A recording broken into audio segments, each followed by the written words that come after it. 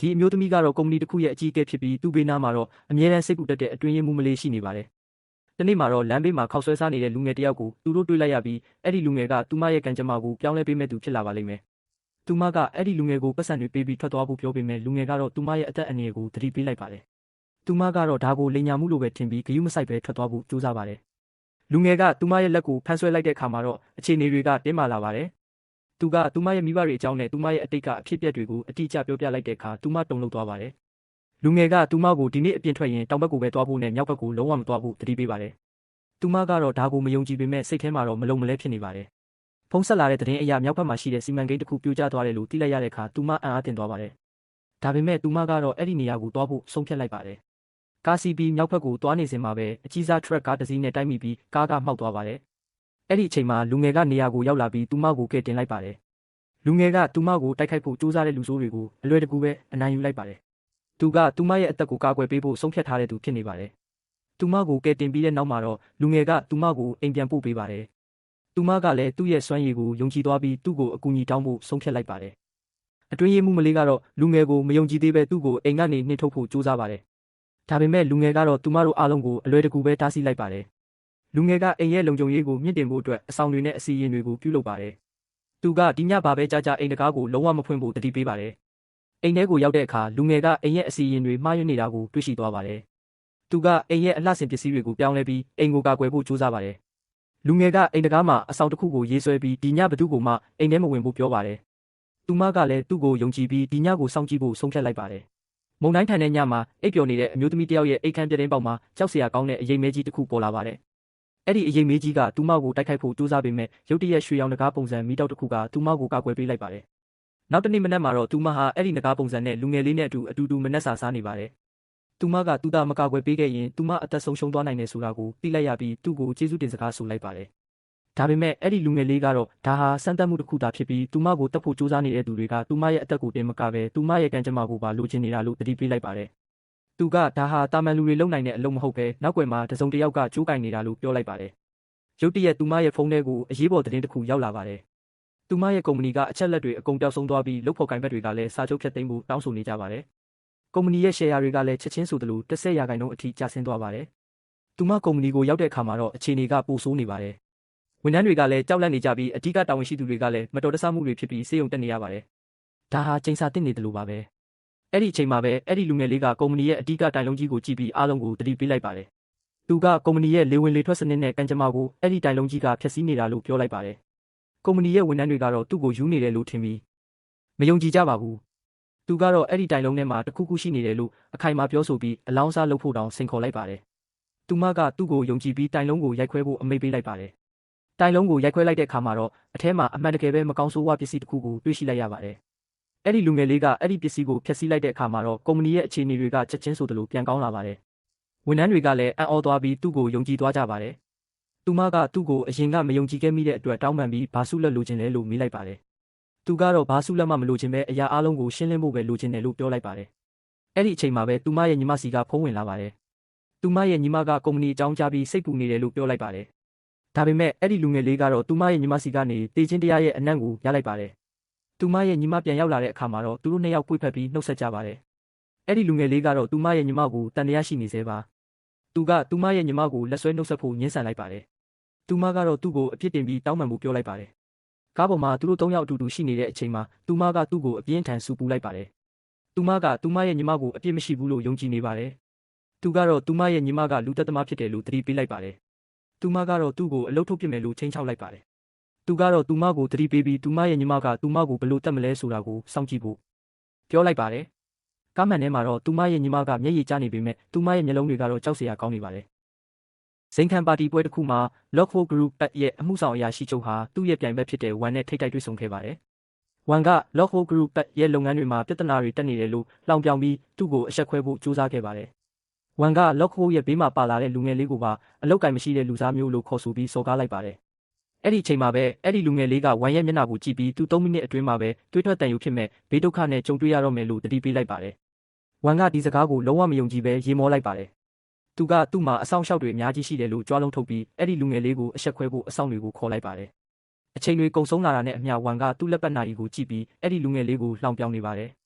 3 မိနစ်ပြည့်ခါနီးအချိန်မှာတော့အားလုံးမျှော်လင့်မထားတဲ့အရာတစ်ခုဖြစ်ပျက်လာပါတော့တယ်ရုတ်တရက်အပေါ်ကကြီးမားတဲ့ပန်းဆွဲမိအိမ်ကြီးပြုတ်ကျလာပြီးဝမ်ရဲ့ခေါင်းပေါ်ကိုတက်တက်ကျရောက်သွားပါတယ်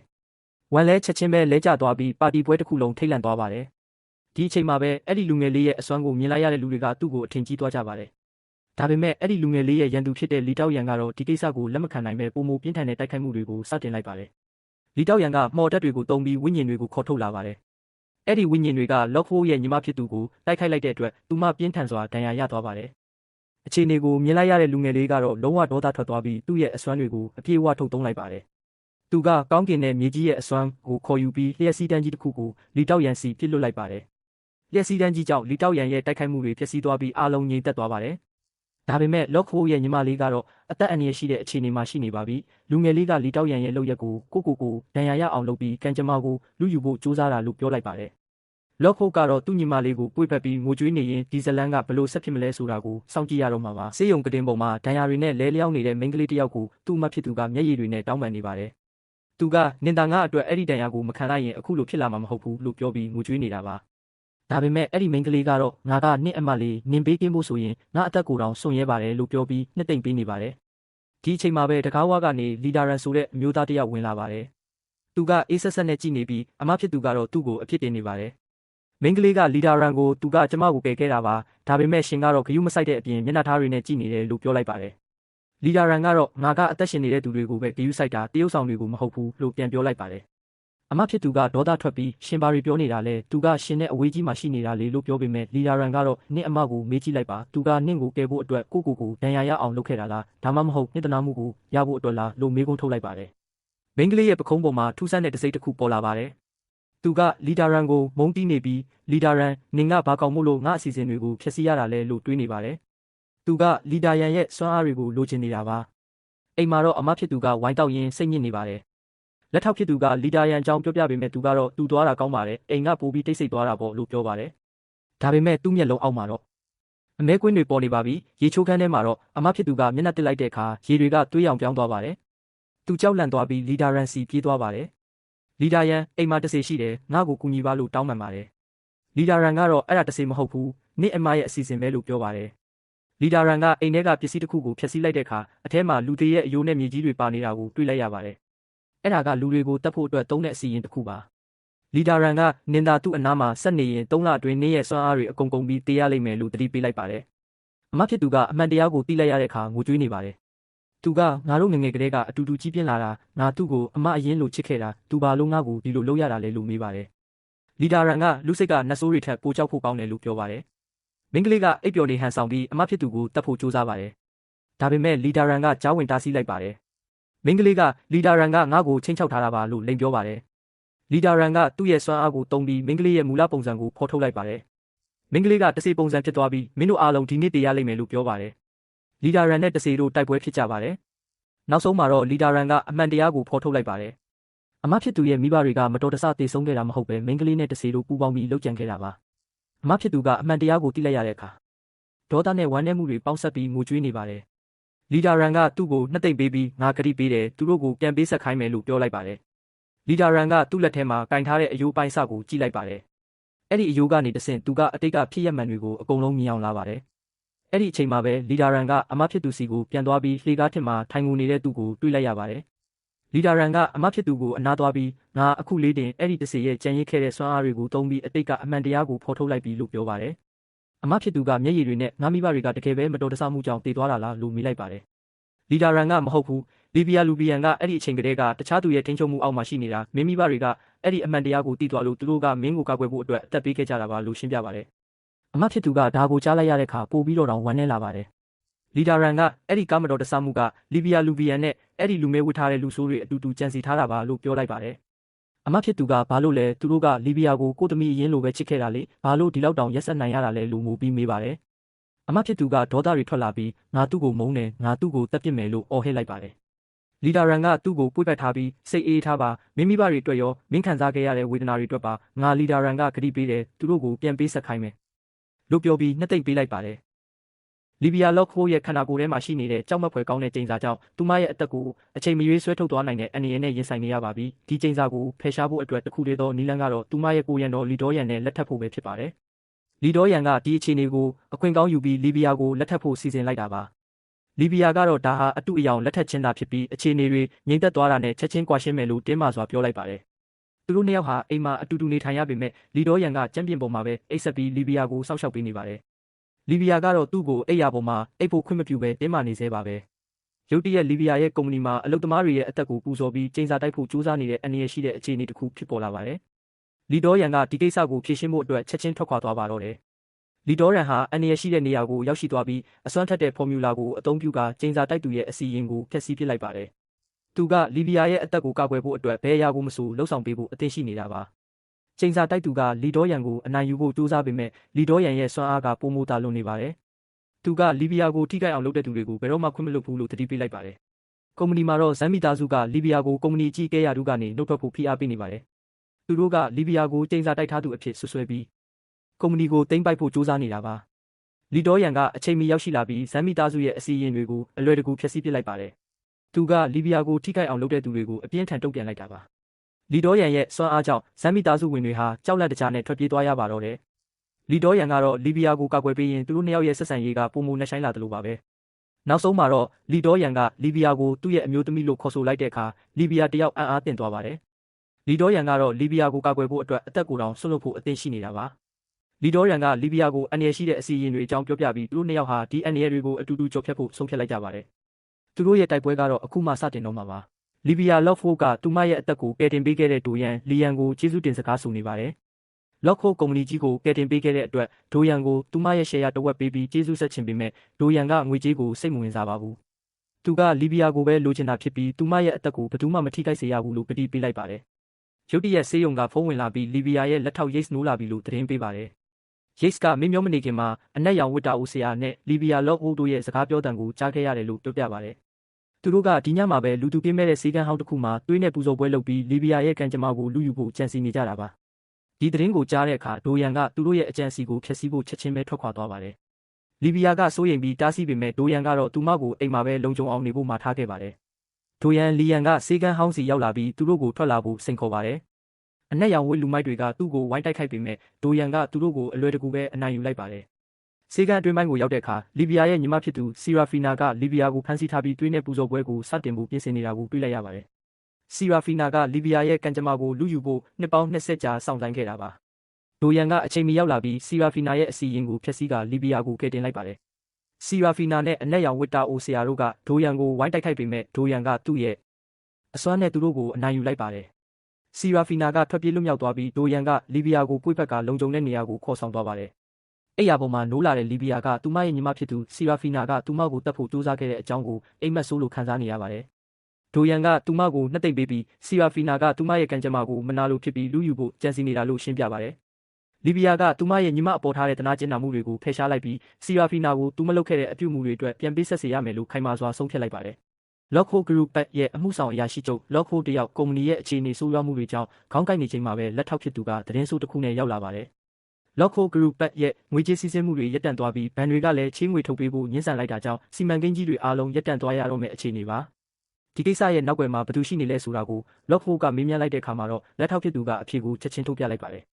အဲ့ဒါကတော့မြို့တော်ရဲ့အင်အားကြီးမားတဲ့ Gresham မိသားစုရဲ့လက်ချက်ဖြစ်ပြီးသူတို့ရဲ့အကြီးအကဲဖြစ်သူ Queen Gresham ကဒီညကျင်းပမဲ့ပရာဟိတပွဲမှာ Lockwood Group ရဲ့ပိုင်ဆိုင်မှုတွေကိုလေလံတင်ရောင်းချပြီးအကျွေးဆက်ခိုင်းမယ်လို့ကြေညာထားတာပါဒီသတင်းကိုကြားလိုက်ရတဲ့ Lockwood တယောက်ဒေါသထွက်သွားပြီး Gresham မိသားစုကသူတို့ကိုအရှင်လက်လက်ဝါမျိုးကိုကြံစည်နေတာကိုသိလိုက်ရပါတယ်အဲ့ဒီအချိန်မှာပဲ Lockwood ရဲ့ခင်မုန်းဖြစ်သူလီယန်ကအခြေအနေကိုကြားသိသွားပြီးဒီညပွဲကိုသူကိုယ်တိုင်လိုက်သွားပြီးဖြည့်ရှင်းပေးမယ်လို့ကတိပေးလိုက်ပါတယ်လီယန်က Gresham မိသားစုမှာအစွမ်းထက်တဲ့ရှမန်ဆရာတွေရှိနေတယ်ဆိုတာကိုသိပေမဲ့ Gresham မိသားစုရဲ့အစွမ်းစားတွေကိုလုံးဝအထင်မကြီးပါဘူး။သူက Lockwood ကိုစိတ်မပူဖို့ပြောပြီးဒီညပွဲကိုသူနဲ့အတူသွားဖို့ပြင်ဆင်လိုက်ပါတယ်။ညရောက်တဲ့အခါလီယန်နဲ့ Lockwood တို့နှစ်ယောက်သားခန်းနာတဲ့ပွဲလမ်းတစ်ပင်ကိုရောက်ရှိလာကြပါတယ်။လီယန်က Lockwood ကိုအားပေးစကားပြောပြီးပွဲထဲကိုအတူတူဝင်သွားကြပါတယ်။ပွဲစဉ်မြင့်ပေါ်မှာ Queen Gresham က Lockwood Group ရဲ့ပိုင်ဆိုင်မှုတွေကိုတရွန်တဲနဲ့လေလံတင်မယ်လို့ကြေညာပြီးလှောင်ပြောင်နေပါတယ်။အဲ့ဒီအချိန်မှာပဲလီယန်နဲ့ Lockwood တို့ပွဲထဲကိုဝင်လာပြီး Queen Gresham ရဲ့လုပ်ရက်ကိုတားဆီးလိုက်ပါတယ်။ Queen Gresham ကလီယန်ကိုအထင်သေးပြီးနှိမ်ချပြောဆိုပေမဲ့လီယန်ကတော့တည်ငြိမ်စွာနဲ့ပဲပြန်လည်တုံ့ပြန်ပါတယ်။ Queen Gresham ကသူ့ရဲ့လူမိုက်တွေကိုလီယန်ကိုရိုက်နှက်ဖို့အမိန့်ပေးလိုက်တဲ့အခါမှာတော့လီယန်ကအားလုံးကိုတယောက်ချင်းစီအလဲထိုးပစ်လိုက်ပါတယ်။ လီယန်ရဲ့စွမ်းရည်ကိုမြင်လိုက်ရတဲ့ Queen Gretchen တယောက်ကြောက်လန့်သွားပြီးသူ့ရဲ့နောက်ွယ်ကအစွမ်းထက်တဲ့ရှမ်းမန်ဆရာ Master Awanbiru ကိုအကူအညီတောင်းလိုက်ပါတယ်။ Master Awanbiru ကလီယန်ကိုအနိုင်ယူဖို့ကြိုးစားပေမဲ့လီယန်ကတော့သူ့ကိုအလွယ်တကူပဲအနိုင်ယူလိုက်ပါတယ်။ Master Awanbiru ကလီယန်ရဲ့အစွမ်းကိုမြင်ပြီးအံ့အားသင့်သွားပါတယ်။လီယန်ကသူ့ကိုအဆုံးစီရင်လိုက်ပြီးနောက်မှာတော့ Queen Gretchen ကိုအလှည့်ရောက်ပြီလို့ပြောလိုက်ပါတယ်။ Queen Gretchen ကကြောက်လန့်တကြားနဲ့အသက်ချမ်းသာပေးဖို့တောင်းပန်ပေမဲ့လီယန်ကတော့သူ့ရဲ့မကောင်းမှုတွေအတွက်အပြစ်ပေးဖို့ဆုံးဖြတ်လိုက်ပါတယ်။လီယန်က Queen Gretchen ရဲ့ကံကြမ္မာကိုဖျက်ဆီးလိုက်ပြီး Gretchen မိသားစုရဲ့မျိုးဆက်သုံးဆက်လုံးပျက်စီးသွားလိမ့်မယ်လို့ကြိမ်စာတိုက်လိုက်ပါတယ်။ Queen Gretchen တယောက်ခေါင်းကိုက်ပြီးအော်ဟစ်နေချိန်မှာပဲပွဲထဲကလူတွေအားလုံးထွက်ပြေးသွားကြပါတယ်။အဲ့ဒီအချိန်မှာပဲအရေးပလင်ရဲ့အကြီးအကဲကပေါ်လာပြီးလီယန်ကိုတိုက်ခိုက်ဖို့ပြင်ဆင်ပါတယ်။သူကလီယန်ကိုသူ့ရဲ့တပည့်တွေကိုတပ်ဖြတ်ပြီးအစီအစဉ်တွေကိုဖျက်ဆီးခဲ့တဲ့အတွက်အသက်နဲ့ရင်းပြီးပေးဆက်ရမယ်လို့ချိန်ချောက်ပါတယ်။လီယန်ကအရေးပလင်ရဲ့အကြီးအကဲကိုလှောင်ပြောင်ပြီးတိုက်ခိုက်ဖို့စိန်ခေါ်လိုက်ပါတယ်။အရေးပလင်ရဲ့အကြီးအကဲကသူ့ရဲ့အစွမ်းစားတွေကိုထုတ်သုံးပြီးလီယန်ကိုတိုက်ခိုက်ပေမဲ့လီယန်ကတော့သူ့ရဲ့အစွမ်းနဲ့ပဲပြန်လည်ခုခံလိုက်ပါတယ်။လီယန်ကသူ့ရဲ့အစွမ်းကိုအပြည့်အဝထုတ်သုံးလိုက်တဲ့အခါမှာတော့အရေးပလင်ရဲ့အကြီးအကဲတယောက်အထိနာသွားပါတယ်။သူကလီယန်ကိုနောက်တစ်ခါပြန်တွေ့မယ်လို့ချိန်ချောက်ပြီးထွက်ပြေးသွားပါတယ်။နောက်ဆုံးမှာတော့လီယန်ရဲ့ရန်သူတွေအားလုံးထွက်ပြေးသွားကြပြီးလော့ဖို့တယောက်စိတ်သက်သာရသွားပါတယ်။ဒါပေမဲ့လီယန်ကတော့ဒီကိစ္စကဒီလောက်နဲ့ပြီးဆုံးသွားမှာမဟုတ်ဘူးဆိုတာကိုသိနေပါတယ်။ Lockwood အုပ်စုရဲ့အကြက်တဲတွေအဆုံးသက်သွားပါပြီ။ကုမ္ပဏီရဲ့ရှယ်ယာတွေကလည်းအဖွင့်မှာတင်ဈေးကွက်အမြင့်ဆုံးထိတက်သွားခဲ့တာကြောင့်ဝန်ထမ်းတွေအားလုံးရဲ့လစာကို2ဆတိုးပေးဖို့ Lockwood ကအမိန့်ပေးလိုက်ပါတယ်။ဒါပေမဲ့ဒီအောင်မြင်မှုနောက်ွယ်မှာလျှို့ဝှက်ချက်တစ်ခုရှိနေပါတယ်။လီဒေါရန်က Lockwood ကိုသူတို့ရဲ့အကြက်တဲကိုဖြည့်ရှင်းပေးခဲ့တဲ့အတွက်ဂတိတစ်ခုတောင်းဆိုလိုက်ပါတယ်။အဲ့ဒါကတော့ Lockwood ကိုသူ့ရဲ့တကယ်ဇနီးတဲ့အဖြစ်နေပေးဖို့ပါပဲ။တစ်ဖက်မှာလည်း Lockwood ကိုဖျက်ဆီးဖို့စူးစမ်းနေတဲ့အဖွဲ့အစည်းတစ်ခုရှိနေပါတယ်။သူတို့ကရှေးဟောင်းတားမြစ်ထားတဲ့နီလန်ကိုတုံးပြီး Lockwood နဲ့လီဒေါရန်ကိုတပ်ပစ်ဖို့ကြံစည်နေကြတာပါ။နောက်တစ်နေ့မှာတော့ကျန်းနံဖုံးရွှေအသင်းက Lockwood အုပ်စုရဲ့နန်ရှမ်းစီမံကိန်းကိုသူတို့ရဲ့ပိုင်ဆိုင်မှုလို့ကြေညာပြီးချိန်ချောက်လာပါတယ်။ Lockwood ကတော့ဒါကိုလုံးဝလက်မခံပဲပြန်လည်တုံ့ပြန်လိုက်ပါတယ်။အခြေအနေတွေတင်းမာလာတဲ့အခါလီဒေါရန်က Lockwood ကိုမျက်လုံးမိတ်ထားဖို့ပြောလိုက်ပါတယ်။သူတို့ရဲ့ရန်သူတွေကိုအပြတ်ရှင်းဖို့အချိန်တန်ပြီလို့သူသိလိုက်တာကြောင့်ပါ။လီဒေါရန်ကသူ့ရဲ့ထူးခြားတဲ့စွမ်းအားတွေကိုသုံးပြီးရန်သူတွေရဲ့ဖန်တီးထားတဲ့အစီအရင်တွေကိုတစ်ချက်တည်းနဲ့ဖျက်ဆီးပစ်လိုက်ပါတယ်။ရန်သူတွေကလီဒေါရန်ရဲ့စွမ်းအားကိုကြောက်လန့်သွားကြပါတယ်။ဒါပေမဲ့ရန်သူတွေကလက်မလျှော့သေးပါဘူး။သူတို့ကနောက်ထပ်အစီအရင်တစ်ခုကိုထပ်သုံးပြီး Lockwood ကိုတိုက်ခိုက်လိုက်ပါတယ်။ဒီတစ်ခါတော့ Lockwood ထိခိုက်သွားခဲ့ရပါတယ်။လီဒေါရန်က Lockwood ကိုကာကွယ်ဖို့အတွက်သူ့ရဲ့အစွမ်းအစတွေကိုအပြည့်အဝထုတ်သုံးလိုက်ပါတယ်။သူကရန်သူတွေကိုအပြတ်ရှင်းပစ်မယ်လို့ကြိမ်ဆိုလိုက်ပါတယ်။ရန်သူတွေကတော့လီဒေါရန်ကိုချိန်ချောက်ပြီးနောက်ထပ်9ရက်အတွင်းမှာသူတို့ရဲ့ကံကြမ္မာတွေပျက်စီးသွားလိမ့်မယ်လို့ပြောပြီးထွက်ခွာသွားကြပါတယ်။လီဒေါရန်ကတော့ Lockwood ကိုကိုယ်ပတ်ထားရင်းနဲ့ဒီရန်သူတွေကိုဘယ်လိုရင်ဆိုင်ရမလဲဆိုတာကိုစဉ်းစားနေပါတယ်။လီယိုဆိုတဲ့တထေးတယောက်သူ့ရဲ့အသက်ကိုချိန်ချောက်နေတဲ့ချိန်စာတစ်ခုကြောင့်အသက်အန္တရာယ်နဲ့ရင်ဆိုင်နေရပါတယ်။သူ့ရဲ့အတွင်းရေးမှူးကဒီအကြောင်းကိုသိသွားတဲ့အခါမှာတော့အရာအလုံးကပြောင်းလဲသွားပါတော့တယ်။လီယိုကသူ့ရဲ့ကံကြမ္မာကိုပြောင်းလဲဖို့အတွက်အသက်ဆုံးပြီးတိုက်ပွဲဝင်ဖို့ဆုံးဖြတ်လိုက်ပါတယ်။သူကသူ့ရဲ့ချစ်သူကိုဘေးကင်းအောင်ထားခဲ့ပြီးအန္တရာယ်ရှိတဲ့နေရာကိုတယောက်တည်းထွက်ခွာသွားခဲ့ပါတယ်။လီယိုကအဲ့ဒီချိန်စာကိုဖန်တီးတဲ့လူဆိုးဖွဲ့ကိုရှာတွေ့သွားပြီးသူတို့ရဲ့အခြေစိုက်စခန်းဖြစ်တဲ့ကျောင်းအောင်တစ်ခုကိုရောက်သွားပါတယ်။အဲ့ဒီမှာသူကအဲ့ဒီလူဆိုးတွေကိုတယောက်တည်းရင်ဆိုင်ဖို့ပြင်ဆင်လိုက်ပါတယ်။လူဆိုးတွေကလီယိုကိုအလွယ်တကူအနိုင်ယူနိုင်မယ်လို့ထင်ခဲ့ပေမဲ့လီယိုကသူ့ရဲ့အစွမ်းတွေကိုထုတ်သုံးပြီးသူတို့ကိုအပြင်းအထန်တိုက်ခိုက်လိုက်ပါတယ်။သူတို့ကြားမှာအသက်လူပွဲတွေဖြစ်ပွားနေပြီးဘသူကအနိုင်ရမလဲဆိုတာမရေရာတော့ပါဘူး။နောက်ဆုံးမှာတော့လီယိုကသူ့ရဲ့အစွမ်းစားအလုံးကိုစူးစီးပြီးအဲ့ဒီလူဆိုးဖွဲ့ကိုအပြီးတိုင်ချေမှုန်းလိုက်ပါတယ်။အဲ့ဒီတိုက်ပွဲကနေသူအသက်ရှင်နိုင်ပါမလားဆိုတာကတော့မေးခွန်းထုတ်เสียရပါပဲ။အဲ့ဒီအချိန်မှာပဲသတင်းဌာနကအဲ့ဒီကျောင်းဟောင်းမှာပောက်ကွဲမှုဖြစ်ပြီးလူသေဆုံးမှုတွေရှိတယ်လို့ကြေညာလိုက်ပါတယ်။အဲ့ဒီသတင်းကိုကြားတဲ့အခါလီယိုရဲ့ချစ်သူကလုံးဝတုန်လှုပ်သွားခဲ့ပါတယ်။အဲ့ဒီအချိန်မှာပဲလီယိုရဲ့ရန်သူဖြစ်တဲ့လီဘီယာကသူ့ရဲ့အစစ်မှန်မျက်နှာဖုံးကိုချွတ်လိုက်ပါတယ်။သူကလီယိုကိုတက်ယုံတင်မကပဲလီယိုရဲ့ချစ်သူကိုပါဖမ်းဆီးပြီးသူ့ရဲ့ကံကြမ္မာကိုလူယူဖို့ကြံစည်နေပါတယ်။လီဘီယာကလီယိုရဲ့ချစ်သူကိုဖမ်းဆီးပြီးသူ့ရဲ့အစွမ်းတွေကိုစုပ်ယူဖို့ပြင်ဆင်နေပါတယ်။လီယိုရဲ့ချစ်သူကအဲ့ဒီအန္တရာယ်ကနေလွတ်မြောက်နိုင်ပါမလားဒါမှမဟုတ်လီဘီယာရဲ့လက်ထဲမှာပဲအဆုံးသတ်သွားမလားဆိုတာကတော့နောက်ထပ်စိတ်ဝင်စားစရာအခန်းကဏ္ဍတစ်ခုဖြစ်လာပါတော့တယ်။မိန်းကလေးတယောက်လက်ဝါးကတ်တိုင်မှာအချုပ်ခံထားရပြီးအချိန်တန်ပြီဆိုတဲ့အတန်နဲ့အတူဇလန်းကစတင်လာပါတယ်။သူမရဲ့ကံကြမ္မာကိုလူယူဖို့ကြံစည်နေတဲ့သူတွေကသူမရဲ့အသက်ကိုပါနှုတ်ယူဖို့ပြင်ဆင်နေကြတာပါ။မျက်နှာဖုံးစွပ်ထားတဲ့လူတယောက်ကသူမရဲ့ကံကြမ္မာကိုလူယူပြီးရင်သူအစွမ်းတွေပြန်ရလာမယ်လို့ကြုံဝါနေပါတယ်။သူကသူ့ရဲ့စွမ်းအားတွေကိုအဆင့်မြင့်တင်ဖို့အတွက်ဒီအခွင့်အရေးကိုစောင့်မျှော်နေတာပါ။အဖြူရောင်ဝတ်စုံတဲ့မိန်းကလေးကတော့သူမရဲ့အမဖြစ်သူစီကအရာအလုံးကိုလူယူဖို့စိတ်အားထက်သန်နေပါတယ်။သူမကအမဖြစ်သူရဲ့ကံကြမ္မာစီးစိမ်နဲ့ပိုင်ဆိုင်မှုအလုံးကိုလိုချင်နေတာပါ။လက်ဝါးကတ်တိုင်မှာအချုပ်ခံထားရတဲ့မိန်းကလေးကတော့မကြောက်မရွံ့ပါဘူး။သူမကတည်သွားရင်တောင်တစေအဖြစ်နဲ့ပြန်လာပြီးလက်စားချေမယ်လို့ပြန်ပြောလိုက်ပါတယ်။အဖြူရောင်ဝတ်စုံတဲ့မိန်းကလေးကတော့သူမရဲ့အစီအစဉ်တိုင်းအရာအလုံးဖြစ်လာလိမ့်မယ်လို့ယုံကြည်နေပါတယ်။သူမကအမဖြစ်သူကိုအသေးချာချင်းချောက်နေပါတယ်။မျက်နှာဖုံးစွပ်လူကတော့အချိန်တန်ပြီဆိုပြီးလက်ထဲကဓာတ်ကိုကင်လိုက်ပါတယ်။သူကအမဖြစ်သူရဲ့အသွေးကိုယူပြီးကောင်းကင်နဲ့မြေကြီးကိုပူဇော်ဖို့ပြင်ဆင်နေတာပါ အချုပ်ခံထားရတဲ့မိန်းကလေးကတော့သူမရဲ့ချစ်သူကိုလွမ်းဆွတ်စွာနဲ့နောက်ဘဝမှာပြန်တွေ့ကြမယ်လို့ပြောလိုက်ပါတယ်။သူမကဒီဘဝမှာမင်္ဂလာဆောင်ဖို့မမီလိုက်ပေမဲ့နောက်ဘဝမှာတော့အတူတူရှိမယ်လို့ယုံကြည်နေပါတယ်။ရုတ်တရက်မြေကြီးတွေတုန်ခါသွားပြီးအရာအလုံးပြောင်းလဲသွားပါတယ်။မျက်နှာဖုံးစွတ်လူကဘာတွေဖြစ်နေတာလဲဆိုပြီးထိတ်လန့်သွားပါတယ်။အဲ့ဒီအချိန်မှာပဲသူမရဲ့ချစ်သူကဝင်ရောက်လာပါတယ်။သူကသူ့မိန်းမကိုဘယ်သူမှမထိရဲအောင်ကာကွယ်ပေးဖို့ရောက်လာတာပါ။အချုပ်ခံထားရတဲ့မိန်းကလေးကတော့သူမရဲ့ချစ်သူကိုမြင်လိုက်ရတဲ့အခါအံ့အားသင့်သွားပါတယ်။သူတကယ်ပဲရောက်လာတာလားဆိုပြီးမယုံနိုင်အောင်ဖြစ်နေပါတယ်။ကြီးမားတဲ့တကားကြီးပွင့်ထွက်သွားပြီးသူမရဲ့ချစ်သူကအစွမ်းတွေနဲ့အတူထွက်ပေါ်လာပါတယ်။သူကလျှက်စီးတွေကြားထဲကနေခန့်ညားစွာနဲ့ရောက်လာတာပါ။အဖြူရောင်ဝတ်စုံတဲ့မိန်းကလေးကတော့သူတည်သွားပြီလို့ထင်ထားတာကြောင့်အလွန်အံ့အားသင့်သွားပါတယ်။သူမကသူဘယ်လိုလုပ်ပြီးအသက်ရှင်နေသေးတာလဲဆိုပြီးမေးခွန်းထုတ်နေပါတယ်။သူကအေးဆေးပဲပြန်ပြောလိုက်ပါတယ်။သူကအရင်ကတည်းကအစီအစဉ်ဆွဲထားပြီးအခုမှအားလုံးကိုဖော်ထုတ်လိုက်တာပါ။မျက်နှာဖုံးစွပ်လူကတော့သူတို့ရဲ့အခြေခံအုတ်မြစ်တွေကိုဖျက်ဆီးလိုက်တဲ့အတွက်အရန်ဒေါသထွက်နေပါတယ်။သူကသူ့ရဲ့အဖွဲ့အစည်းကဘယ်တော့မှခွင့်လွှတ်မှာမဟုတ်ဘူးလို့ချိန်ချောက်ပါတယ်။ချစ်သူနှစ်ယောက်ပြန်တွေ့တဲ့အခါသူကနောက်ကျသွားတဲ့အတွက်တောင်းပန်လိုက်ပါတယ်။သူမကတော့သူအသက်ရှင်နေတာကိုပဲကျေးဇူးတင်နေပါတယ်။မျက်နှာဖုံးစွပ်လူကတော့အခြေအနေမကောင်းတော့တာကိုသိလိုက်ရပါတယ်။သူကအချုပ်ခံထားရတဲ့မိန်းကလေးကိုဓာတ်နဲ့ထောက်ပြီးချိန်ချောက်ဖို့ကြိုးစားပါတယ်။ဒါပေမဲ့သူမရဲ့ချစ်သူကအစွမ်းတွေကိုအသုံးပြုပြီးမျက်နှာဖုံးစွပ်လူကိုတိုက်ခိုက်လိုက်ပါတယ်။သူကမျက်နှာဖုံးစွပ်လူရဲ့စွမ်းအားတွေကိုဖျက်ဆီးပစ်လိုက်ပါတယ်။မျက်နှာဖုံးစွပ်လူကတော့သူ့ရဲ့ဝိညာဉ်တွေပျက်စီးသွားပြီလို့အော်ဟစ်လိုက်ပါတယ်။သူကအဲ့ဒီနေရာမှာပဲလဲကျသွားပါတယ်။ချစ်သူနှစ်ယောက်ကတော့တယောက်ကိုတယောက်ဖတ်ထားကြပါတယ်။သူကသူမကိုစိတ်မပူဖို့ပြောပြီးအနားယူခိုင်းလိုက်ပါတယ်။သူကမျက်နှာဖုံးစွပ်လူကိုအရင်ကသူတို့လုပ်ခဲ့တဲ့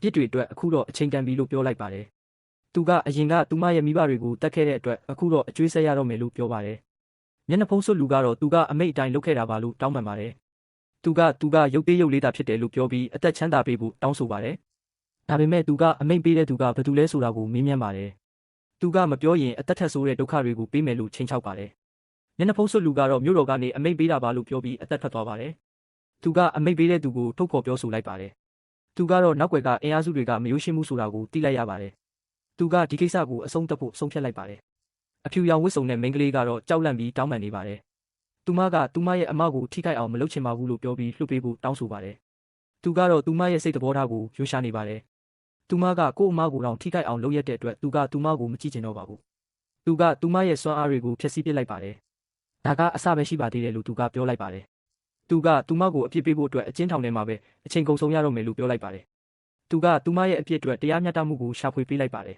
။လီဘီယာလော့ခိုးဆိုတဲ့အမျိုးသမီးတစ်ယောက်ဖမ်းခံလိုက်ရပါပြီ။သူဟာလူတက်မှုနဲ့လိမ်လည်မှုတွေအတွက်တသက်တကျွန်းထောင်ဒဏ်ကျခံရတော့မှာပါ။ဒါပေမဲ့ဒီဇလန်ရဲ့အဓိကဇာတ်ကောင်ကတော့လီဘီယာမဟုတ်ပါဘူး။လီဘီယာရဲ့လက်ထောက်ဖြစ်သူကအခြေအနေတွေကိုလာပြောပြနေပါတယ်။လီဘီယာရဲ့နောက်ွယ်ကအင်အားစုတွေဖြစ်တဲ့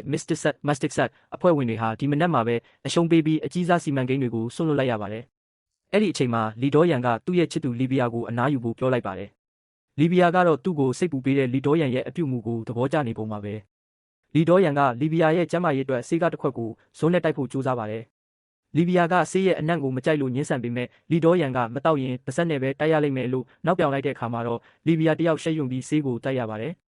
ဆေးတောက်ပြီးတဲ့နောက်လီဘီယာက Mr. Set အဖွဲ့ရဲ့အန်ရယ်တွေမပြီးဆုံးသေးကြောင်းစိုးရိမ်နေပါတယ်။လီဒေါရန်ကတော့သူ့ရဲ့ချစ်သူကိုအကာအကွယ်ပေးဖို့ဘယ်လောက်ထိအစွမ်းထက်တဲ့အင်အားစုကိုမဆိုချေမှုန်းပစ်မယ်လို့ကတိပေးလိုက်ပါတယ်။အဲ့ဒီနောက်လီဒေါရန်ကအိတ်ထဲကနေလက်စွပ်ဖူးလေးကိုထုတ်လိုက်ပါတယ်။သူကလီဘီယာကိုလက်ထပ်ခွင့်တောင်းဖို့ပြင်ဆင်နေတာပါ။လီဘီယာကလက်ထပ်ခွင့်တောင်းတဲ့အခမ်းအနားမရှိတာကိုစနောက်ပေမဲ့လီဒေါရန်ကတော့သူ့ရဲ့ရိုးသားတဲ့စိတ်ရင်းနဲ့လက်ထပ်ခွင့်တောင်းလိုက်ပါတယ်။လီဘီယာလည်းသူ့ရဲ့လက်သူကျွန်းမှာလက်စွပ်ကိုဝစ်ဆင်လိုက်ပြီးသူတို့နှစ်ယောက်ရဲ့အချစ်ဇလန်းကိုအတည်ပြုလိုက်ပါတယ်။နောက်ဆုံးမှာတော့သူတို့နှစ်ယောက်ဟာလီဘီယာရဲ့မိဘတွေရဲ့ဂူပေးမှန်ကိုတွားရောက်ဂါရဝပြုကြပါတယ်။လီဒေါရန်ကလီဘီယာရဲ့မိဘတွေကိုသူတို့သမီးကိုကောင်းကောင်းစောင့်ရှောက်ပါမယ်လို့ကတိပေးလိုက်ပါတယ်။လီဘီယာကသူတို့နှစ်ယောက်ဟာလက်မှတ်သာထိုးထားရသေးပြီးမင်္ဂလာဆောင်မလုပ်ရသေးကြောင်းပြောလိုက်ပါတယ်။လီဒေါရန်ကတော့မင်္ဂလာဆောင်ကိုမဖြစ်မနေလုပ်ပေးမယ်လို့ပြောရင်းသူတို့နှစ်ယောက်ရဲ့အချစ်ဇလန်းကိုပိုပြီးခိုင်မြဲစေခဲ့ပါတယ်။